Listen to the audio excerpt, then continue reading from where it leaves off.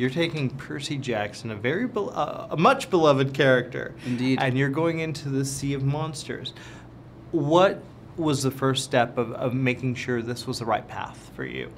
Well, I knew it was the right path because I always loved, the idea of fantasy adventure films that are sort of in and of themselves kind of juxtaposed with the real world. So I loved how sort of Percy Jackson and his group of characters are so contemporary and at the same time, dealing with Greek gods in the modern world. So that kind of new take or new sort of irreverent take, I will say, on Greek mythology was something I think that could be mined emotionally as well as for comedy, which we do in the film. So the emotional world of Percy Jackson combined with the humor it has really had me doubt very little that this was right for me to do. We saw about 35 minutes earlier today. Yeah.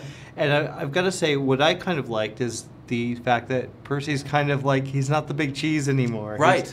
As a director, how was it working with Logan and finding that character? And was that part of the book? I'm assuming that's part of the books. I've never read them. There was a little moment in the book that very much inspired the whole idea of Percy feeling like the fifth wheel or the odd man out or the, less than himself. The last movie leaves him as being a hero, you know. So the challenge here was like to give him sort of new doubts, new sort of a lack of confidence, so to speak. In the book, the Half-Bloods have to sacrifice part of their meal to their parents before eating.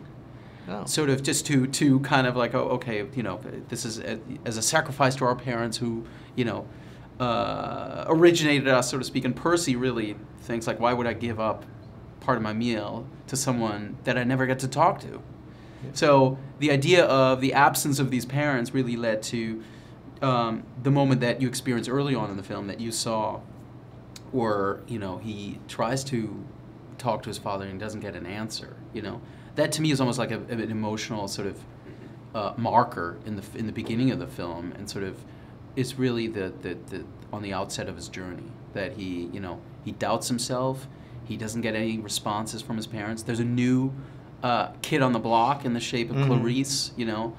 All that really makes him a believing that it was all luck or something. What he accomplished the last time. And of course, the movie's about his journey of not only regaining a confidence, but taking it to another level.